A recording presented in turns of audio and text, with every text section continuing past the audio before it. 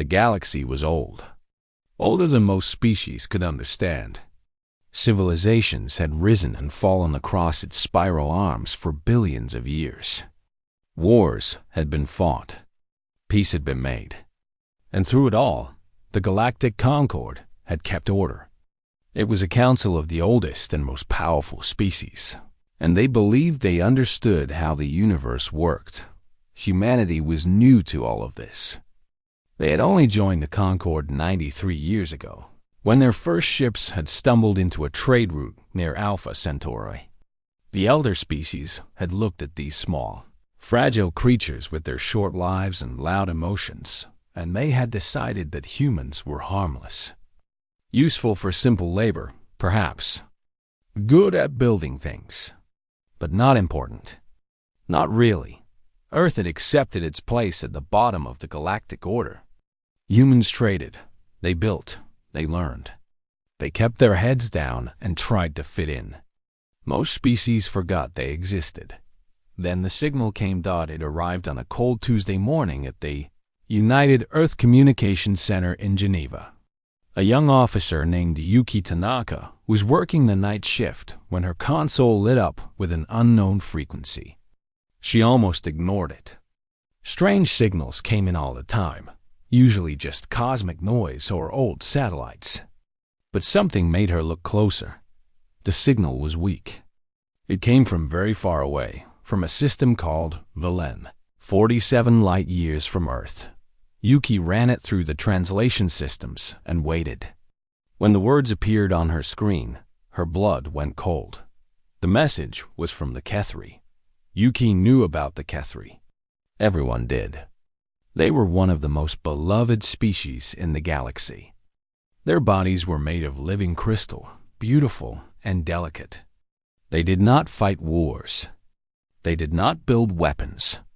Instead, they kept the memories of the entire galaxy. For 4 billion years, the Kethri had recorded everything. Every species, every civilization, every discovery, and every tragedy. They were the archivists of the universe, and everyone respected them. The message said, "To any who hear this, we are dying. A fleet has come to our world. They are burning our cities. They are killing our people. Our children hide in the deep caves, but they will not be safe for long. We have no weapons. We have no ships that can fight. We have only hope. Please, if anyone can hear us, please help us." Yuki played the message again and again. She could hear the fear in the translated voice. She could hear the desperation. These people were dying, and they had sent out a cry into the darkness, hoping someone would answer. She sent the message up the chain of command immediately. Within hours, the entire Earth government knew. And within hours after that, the message leaked. Every news channel on Earth played the Kethri's cry for help. Every person with a screen heard those words. "Please help us." The Galactic Concord responded quickly. An emergency council was called. Representatives from 100 species gathered to discuss the situation. Yuki watched the broadcast with growing horror. The fleet attacking the Kethri belonged to the Marrowan Dominion. The Marrowan were a warrior species, brutal and ancient.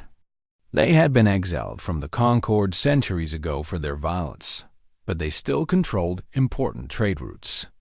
They still had power, and the Concord was afraid of them. The council talked for hours. They discussed treaties and protocols.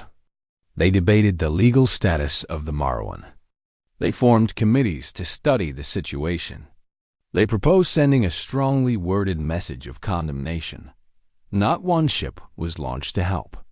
Ambassador Thesek, a serpentine diplomat from one of the oldest species, explained the situation to Earth's representative with cold patience.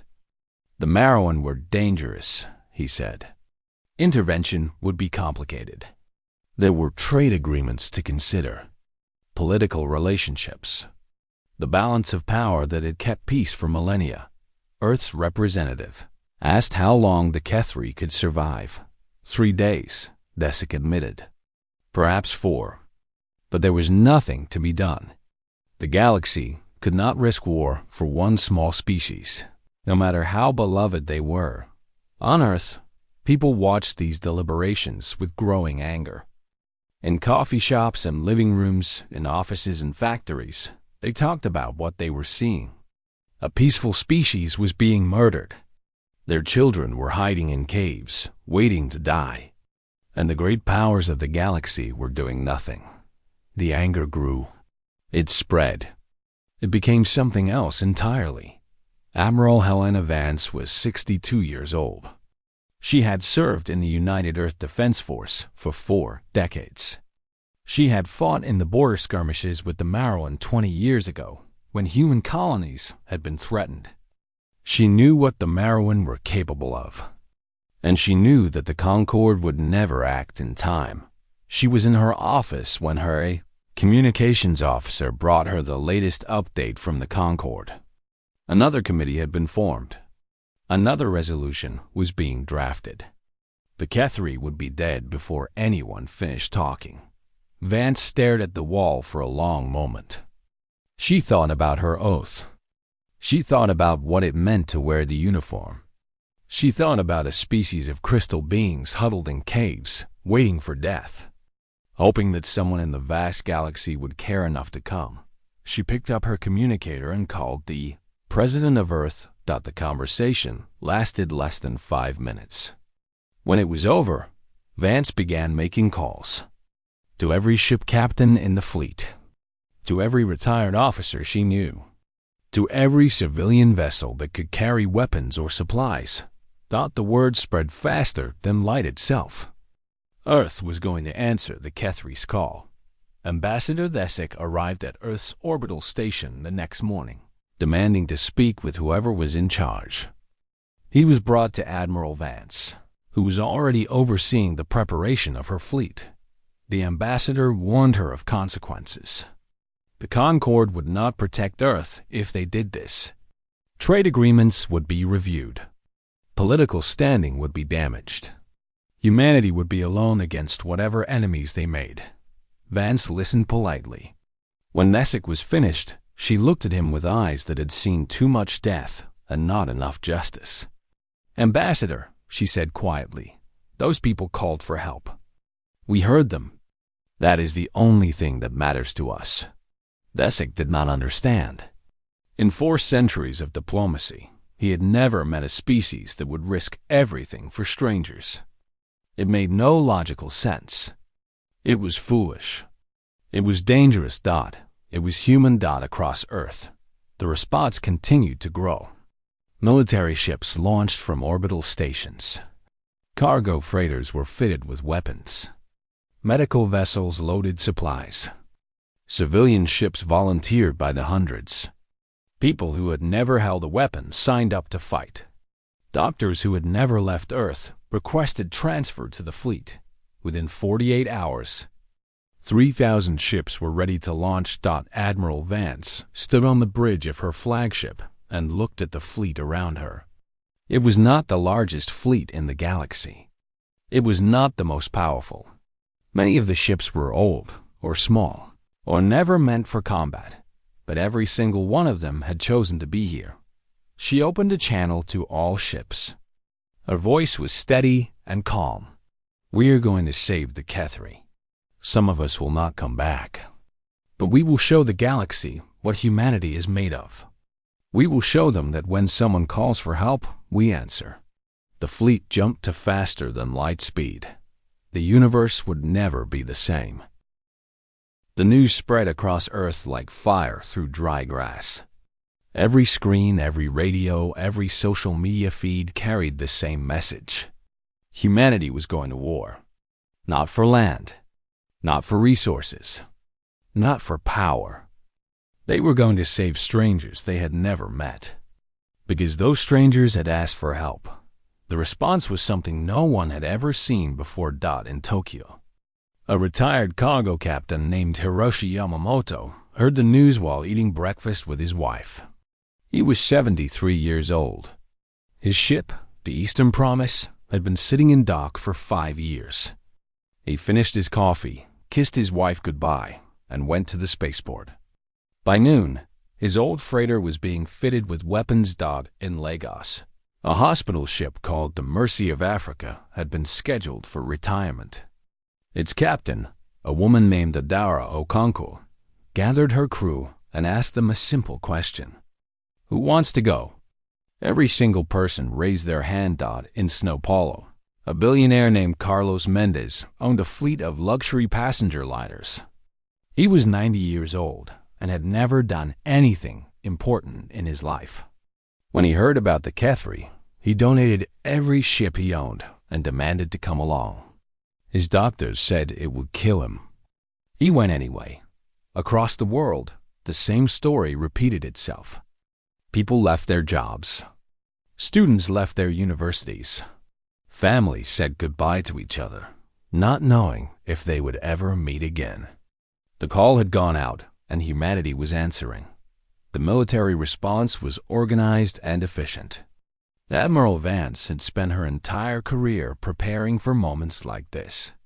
Every warship in the United Earth Defense Force was brought online. Every fighter squadron was activated. Every soldier who could be spared was assigned to the fleet, but the civilian response was something else entirely. It was chaos. It was beautiful. It was terrifying. Mining ships arrived at orbital stations with their crews ready to fight. They had no weapons, but they had thick hulls and powerful engines. Engineers worked through the night to mount cannons on their frames. Private yachts showed up with their wealthy owners demanding to help. Some of them had military experience. Many did not. They came anyway. Medical ships from 12 different nations launched within hours of each other. They had been rivals for decades, competing for funding and recognition. Now they worked together without question. Doctors from China worked alongside nurses from Germany. Surgeons from India shared operating rooms with medics from Canada. The old divisions meant nothing anymore. The biggest challenge was the Kethri themselves. They were not like humans. Their bodies were made of living crystal. They breathed different air. They needed different temperatures. They could not eat human food or use human medicine. Yuki Tanaka, the young officer who had first received the signal, was assigned to solve this problem. She gathered scientists from every field and gave them a simple deadline. They had 48 hours to figure out how to help a species they had never met. They worked without sleep. They studied every record of the Kethri that existed. They analyzed the chemical composition of their home world. They built environmental suits that could maintain the right atmosphere. They created medical equipment that could treat crystalline bodies. It was not perfect. It was not complete. But it was something. As the fleet prepared to launch, the Galactic Concorde sent more warnings. Ambassador Desic appeared on Earth's communication channels, his serpentine face filled with what might have been concern or might have been contempt. He explained the situation carefully. The Marrowan Dominion had 17 dreadnoughts. Each one was larger than any ship in humanity's fleet. Each one had been built for war over centuries of conflict. The human fleet, for all its passion, was outgunned in every way that mattered. Desic offered an alternative. Earth could stand down. The Concorde would file a formal protest. Perhaps in a few years, some form of justice could be achieved. It was the sensible thing to do. The safe thing. Admiral Vance listened to the ambassador's words. She thought about the 17 dreadnoughts. She thought about the odds. She thought about what might happen to her people if they went through with this.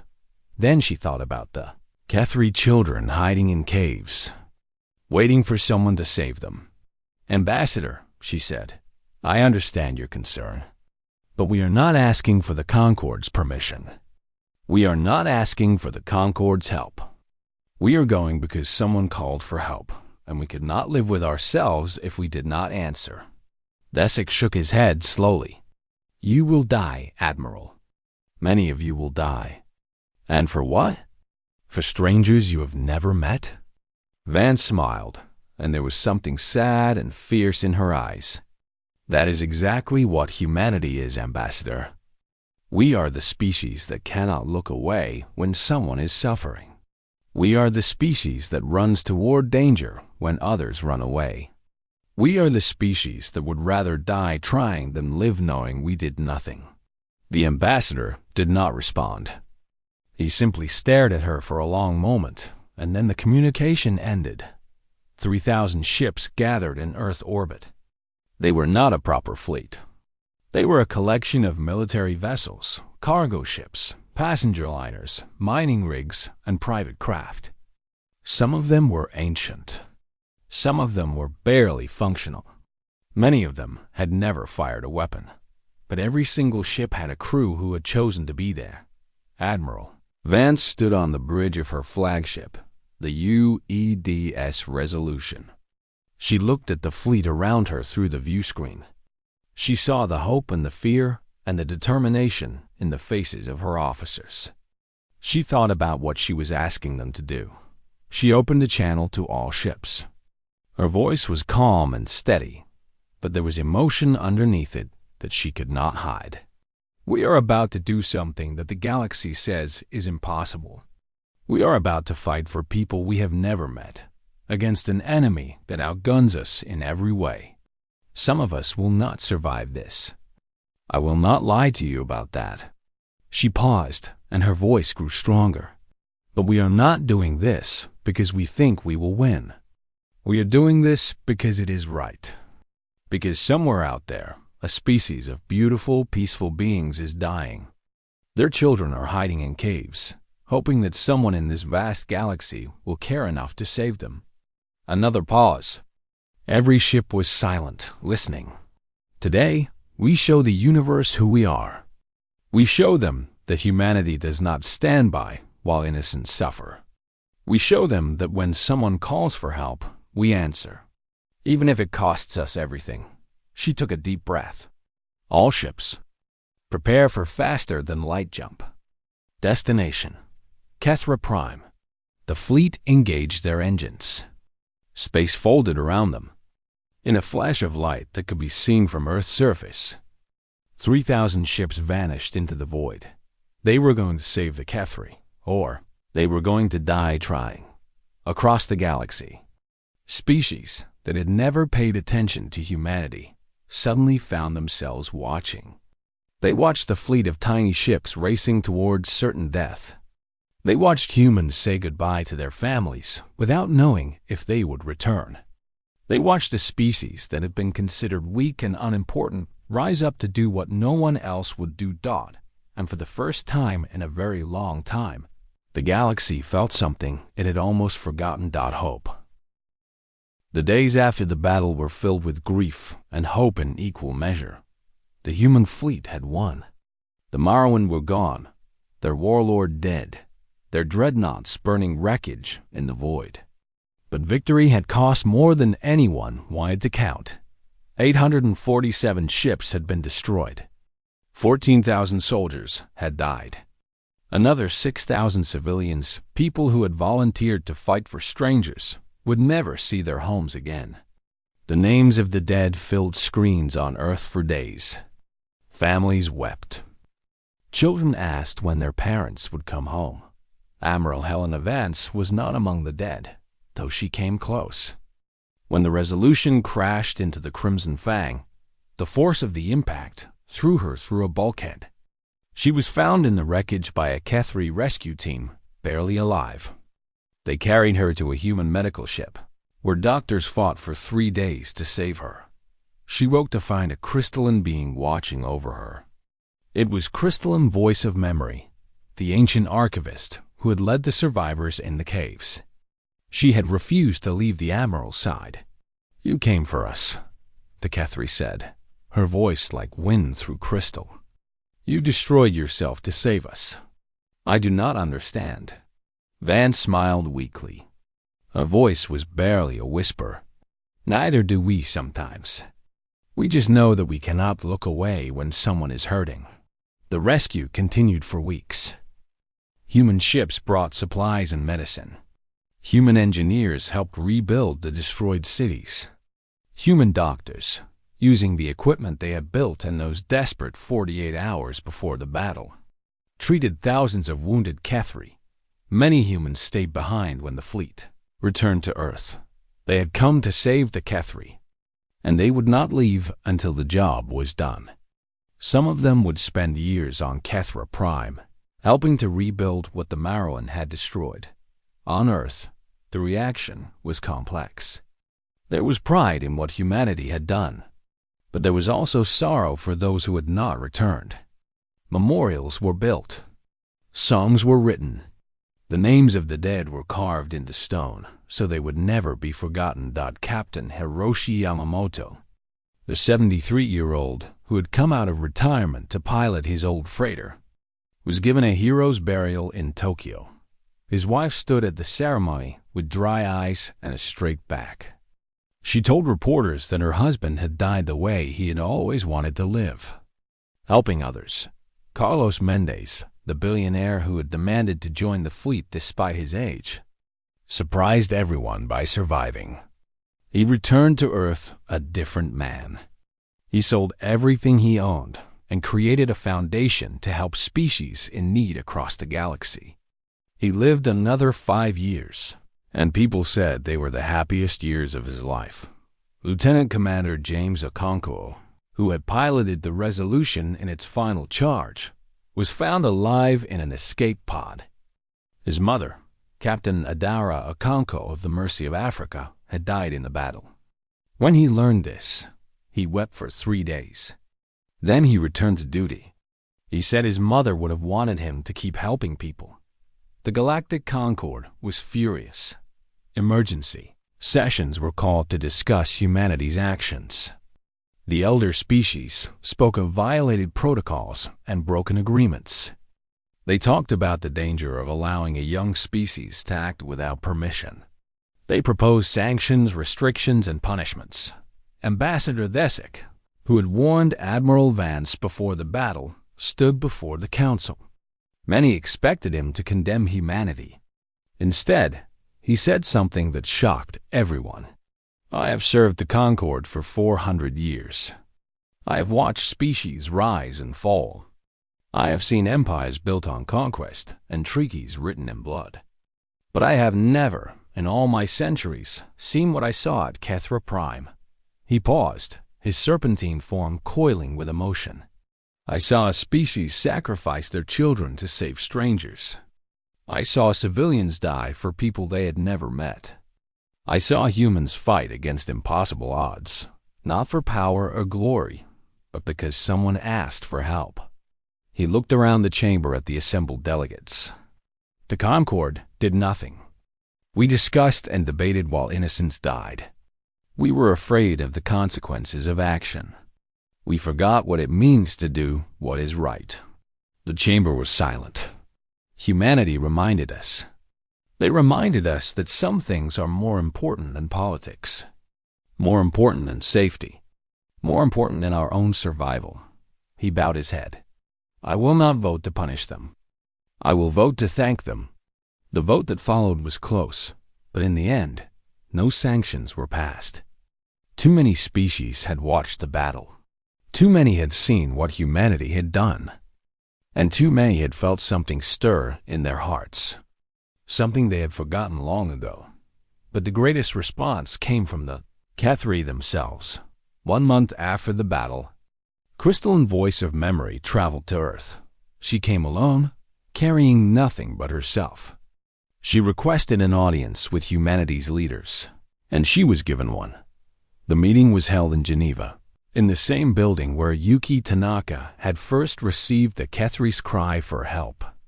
Leaders from every nation on Earth gathered to hear what the ancient archivist had to say. She stood before them, her crystal body catching the light and sending rainbows across the walls. When she spoke, her voice carried the weight of 4,000 years. I am the keeper of memories. I have recorded the histories of 100,000 species across 4 billion years. I have seen the best and worst that the galaxy can offer. I have watched civilizations achieve greatness and fall into darkness. She paused, and her form seemed to glow brighter. In all that time, in all those billions of years, I have never recorded what humanity did for us. The room was completely silent. You came for strangers. You died for people you had never met. You did not ask for payment or power. You did not demand anything in return. You simply heard that we were suffering, and you could not allow us to suffer alone. She moved closer to the gathered leaders. The Kethri have guarded the archives of the galaxy for longer than most species have existed. We have kept our knowledge secret, sharing it only with those we judged worthy. In 4 billion years, we have found fewer than a dozen species worthy of our trust. She raised her crystalline arms in a gesture of offering. Humanity is now one of them. A wave of shock passed through the room. The Kethri archives were legendary. They contained the accumulated knowledge of the entire galaxy. Technologies that have been lost for millions of years. Histories of civilizations that no longer existed. Wisdom that could change the future of any species that possessed it. This is our gift to you, crystalline voice of memory continued. Not because you saved us. Not as payment for what you did.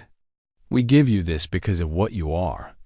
Because in all our billions of years of watching the galaxy, we have never seen a species with hearts like yours. She looked at them with something that might have been love. You are young. You are fragile. You live such short lives. But you have something that the oldest and most powerful species in the galaxy have forgotten. You have compassion that does not count the cost. You have courage that does not ask for reward. You have love that crosses the stars. She bowed, a gesture of deep respect. The universe is old and cold and often cruel. But as long as humanity exists, it will never be without hope. Yuki Tanaka was in the audience that day. She watched the ancient archivist offer humanity the greatest gift in galactic history. She thought about that cold Tuesday morning when she had first received the signal. She thought about all the people who had died to answer it. She thought about what it meant to be human. And for the first time since the battle, she allowed herself to cry. Kethra Prime was burning. From orbit, the planet looked like a wounded jewel. Great columns of smoke rose from what had once been crystal forests. Cities that had stood for millions of years were now rubble. The Marrowan fleet hung in the sky like hungry predators, raining fire on the world below. In the deep caves beneath the surface, the Kethri waited. Thousands of them huddled together in the darkness, their crystalline bodies dimmed with fear and grief. They could hear the explosions above. They could feel their world dying. And they had no way to fight back. The oldest among them, a being named Crystalline Voice of Memory, led the survivors deeper underground. She was over 4,000 years old. She had recorded the histories of countless species. She had seen civilizations rise and fall. But she had never seen such cruelty directed at her own people. The children pressed close to her, their small crystal forms trembling. She told them stories to keep them calm. Stories of great heroes from across the galaxy. Stories of hope. But even she was beginning to lose hope. Then the sky changed. Warlord Kethvex stood on the bridge of his dreadnought, the Crimson Fang, watching the bombardment with satisfaction. He was a Marrowan of the old ways, a creature of violence and conquest. The Galactic Concord had exiled his people, but they had never had the courage to destroy them. Now he was proving that the Marrowan were still strong. The Kethri would be wiped out. Their archives would be destroyed, and the galaxy would remember to fear his kind. Then his sensor officer reported something strange. Ships were approaching. Many ships. 3,000 of them, coming out of faster than light travel at the edge of the system. Kethvex studied the readings and laughed. Human ships. Small, weak, outdated. Some of them were not even military vessels. These were cargo ships and passenger liners and tiny fighter craft. Against his 17 dreadnoughts, they were nothing. He opened a communication channel to the approaching fleet. Human vessels, this is Warlord Kethvax of the Marrowan Dominion. You have entered a war zone. Leave now, or you will be destroyed. The response came from a woman with gray hair and calm eyes. Her voice was steady and without fear. This is Admiral Helena Vance of the United Earth Defense Force. You are murdering civilians. You have two options. Withdraw immediately, or we will remove you. You have 60 seconds to decide. Kethvax laughed again. He had commanded fleets for 200 years. He had never lost a battle. These humans with their tiny ships and their foolish courage were no threat to him. You are outgunned, human. You will die here. The woman's expression did not change. Maybe, but so will you. The battle began. The Marrowan dreadnoughts opened fire with weapons that had destroyed space stations. Their cannons sent beams of energy that could cut through battleship armor like paper. Any other fleet would have been destroyed in minutes, but the humans did not fight like any other fleet. They scattered. 3,000 ships spread out across the battlefield in patterns the Marrowan had never seen. The dreadnoughts could not target them all. Their massive weapons were designed for fighting other large ships, not swarms of tiny vessels that moved like insects. The human fighters dove in close, too close for the big guns to track. They fired their smaller weapons at sensor arrays and weapon ports. They were gnats biting at giants, but enough bites could bring down even the largest creature. The cargo ships did something unexpected. They accelerated directly toward the dreadnoughts, ignoring the fire that tore through their hulls. At the last moment, their crews ejected in escape pods. The ships themselves continued forward and crashed into the Marrowan vessels. Their engines overloading on impact thought it was suicide. It was insane. And it was working. Kethvax watched in growing fury as his fleet took damage from ships that should have been destroyed in seconds. These humans were not fighting to win. They were fighting to die as expensively as possible. He ordered his dreadnoughts to focus fire on the largest human ships. The UEDS Bangalore, a cruiser, was torn apart. The medical ship Mercy of Africa took a direct hit that killed half its crew. The Eastern Promise, Captain Yamamoto's old freighter, exploded when its improvised weapons overloaded. But for every human ship that fell, two more pressed the attack. Admiral Vance commanded the battle from her flagship, the Resolution. She watched the casualty reports with a face of stone. Every death was a weight on her soul. But she could not afford to feel it now. Not yet. She saw an opening. The Marrowan flagship, the Crimson Fang, had moved forward to lead the attack. Its position was exposed. If she could destroy it, the Marrowan command structure would collapse. She looked at her bridge crew. They understood what she was thinking. They understood what it would cost. All hands, she said quietly. We are going to ram the enemy flagship. Anyone who wants to evacuate may do so now. No one moved. Lieutenant Commander James Okonkwo, the son of the Mercy of Africa's captain, was at the helm. He smiled at her. Admiral, we did not come all this way to leave. Vance nodded. She opened a channel to the fleet. All ships, this is Admiral Vance. We are making a run at the enemy flagship. Cover us. The Resolution accelerated. Every human ship in the fleet moved to protect her. Fighters formed a wall of fire around the flagship. Cargo ships threw themselves into the path of incoming weapons. Medical ships, their holds full of wounded, continued evacuating escape pods even as they burned. The Crimson Fang saw them coming. Kethvax ordered every weapon to fire on the Resolution.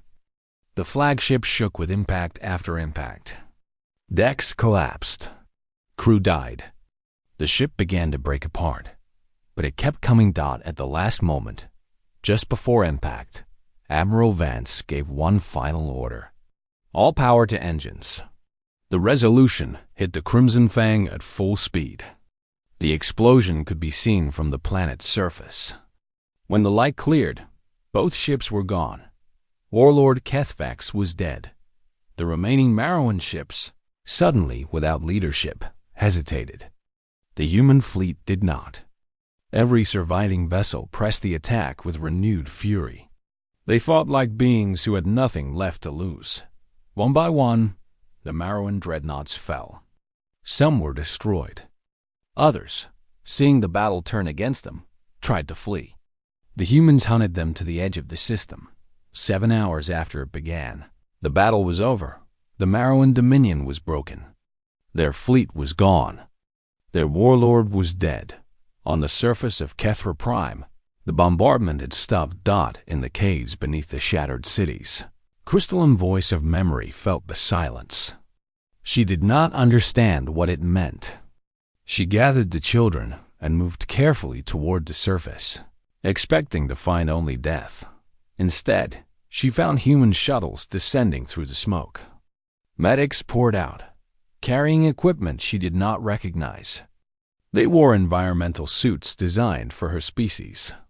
They had brought medicine created specifically for crystalline bodies. A human woman approached her. The woman was covered in dust and blood. She had clearly been in the battle, but she was smiling. "I am Dr. Sarah Chun," she said. "We heard your call for help. We came as fast as we could."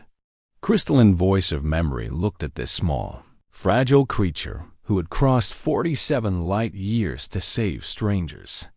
She looked at the shuttles full of human medics rushing to help her people. She looked at the sky, where the fires of battle still glowed. She had recorded the histories of countless species. She had never seen anything like this. "Why?" she asked. "Why did you come?" Dr. Chun's smile grew sad and proud and fierce all at once. "Because you asked," she said simply. "Because you needed help. Because that is what humans do." Around them, human medics began treating the wounded Kethri. More shuttles landed every minute. The rescue had begun, and in the archives that survived, Crystalline Voice of Memory began to record a new chapter in galactic history, the chapter about humanity. 5 years passed. The galaxy had changed. Not in the big, obvious ways that politicians and historians like to talk about. The Galactic Concord still met and debated. The great powers still maneuvered for advantage. The same ancient protocols were still followed, but something was different. Something had shifted in the hearts of beings across 100,000 worlds. They had seen what humanity did at Kethra Prime. They had watched a small, young, fragile species sacrifice everything to save strangers. And they could not forget it. On a world called Desha, a plague had been spreading for months. The Deshan Unity was a peaceful species, pacifists who had avoided conflict for 10,000 years. They had asked the Concord for help, and the Concord had formed committees to discuss it. While they discussed, people died. Then human medical ships arrived. They had not been asked. They had not been invited. They had simply heard about the plague and come. Human doctors worked alongside Deshan healers, treating patients around the clock. Human scientists helped develop a cure. Human volunteers held the hands of the dying so they would not be alone. When the plague ended, the leader of the Deshan Unity sent a message to Earth. It said simply, "We remember when we too had courage. You have reminded us what we lost. On the edges of known space, a species called the Broken Choir had lived in isolation for 800 years. They were a collective consciousness, millions of minds linked together as one. Long ago, they had suffered a great trauma, and they had retreated from the galaxy. Speaking to no one. After Kethra Prime, they reached out. They contacted humanity specifically, the first new species they had spoken to in 8 centuries. They wanted to understand. They wanted to know why humans would die for strangers. The conversations lasted for years. Human philosophers and Broken Choir representatives talked about compassion and connection. about the meaning of sacrifice, about what it meant to care for others. In the end, the broken choir began to heal. They began to speak to other species again. They began to remember that they were not alone. When asked why they had chosen humanity to end their isolation, their response was simple. You showed us that the galaxy still has love in it. Humanity had become something new, not a superpower. They were still too small, too young, too few for that. Their technology was still behind the elder races. Their influence in the Concord was still limited, but they had become something more important and powerful. They had become a symbol. When the Void Serpents, a species of massive space-dwelling creatures, faced a stellar phenomenon that threatened their migration routes, it was human scientists who came to help. They worked for 3 years, side by side, with beings so different from them that they could barely communicate. In the end, they found a solution. The Void Serpents called humans the small ones who care, and they never forgot. When a minor species called the Gentle Ones faced extinction from a dying sun, it was humanity that organized the evacuation. They gathered ships from across the galaxy, called in favors, spent resources they could not afford.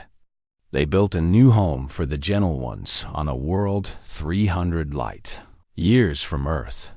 When the last ship left the dying system, carrying the last refugees to safety, a human captain stayed behind to make sure everyone was out. He died when the sun exploded. The Gentle Ones named their new world after him. Ambassador Desic had become Earth's most devoted ally in the Concord. The Serpentine diplomat who had once warned humanity of consequences now spoke in their defense at every meeting. Other delegates asked him why. What had changed? He told them about his conversation with Admiral Vance before the battle. He told them about her words, about the look in her eyes, about the absolute certainty that she would die for strangers. I asked her why humans would do this, he said. She told me something I still do not fully understand, even after all these years. The other delegates leaned closer. She said, because that is who we are. Because we remember what it is like to be alone and afraid and hoping someone will come. Because every person who ever helped a stranger, every hand ever extended in the dark, that is the chain we are part of. We cannot break it. We will not. Desic's form shifted in the equivalent of a human shrug. I have lived for more than 4 centuries. I have seen species do terrible things for power. I have seen species do admirable things for survival. But I have never seen a species look at a dying stranger's plea and simply say, "We are coming." He looked around the chamber. I did not understand it then. I am not sure I understand it now. But I know this. The galaxy is better because humanity is in it. Admiral Vance had retired from active service. Her injuries from the battle had never fully healed. She walked with a limp now, and some days the pain was bad enough to keep her in bed. But she did not regret what she had done. Not for a single moment. She spent her retirement traveling. She visited the families of those who had died at Kethra Prime. She sat with widows and parents and children. She told them about how their loved ones had fought. She told them that their sacrifice had mattered. Sometimes people asked her if it had been worth it. So many dead. So much pain. For strangers they had never met, her answer was always the same. Every person who died knew what they were doing. They chose to go. They chose to fight. They chose to give their lives so that others could live. That is not tragedy. That is the best of what we are. Crystalline voice of memory continued to visit Earth. She had become a friend to humanity, a bridge between 2 species that could not have been more different. She taught humans about the deep history of the galaxy. She recorded human stories to add to the archives, but more than anything, she watched. She watched how humans treated each other. She watched how they raised their children. She watched how they responded when someone needed help. And she wrote. She wrote a new entry in the Kethri archives. It was the longest entry she had ever created, covering hundreds of pages, billions of words. It told the story of humanity from their earliest days to the Battle of Kethra Prime and beyond. The final passage of this entry would be quoted across the galaxy for millennia to come. In all the vastness of space, in all the ages of time, there has never been a species quite like humanity. They are small. They are fragile. They live for barely a century, a blink of an eye by galactic standards. They have no great powers, no ancient technologies, no cosmic destiny, but they have something else. They have hearts that cannot bear to see suffering. They have souls that reach out to strangers. They have the courage to die for people they have never met, simply because those people asked for help. When a single call for help reached Earth, the universe saw humanity's true nature. And what it saw was not the weakness that the elder races had assumed. What it saw was not the insignificance of a young species. What the universe saw was hope. Hope that even in the cold darkness of space, compassion still existed. Hope that when someone cried out in pain, someone else would answer.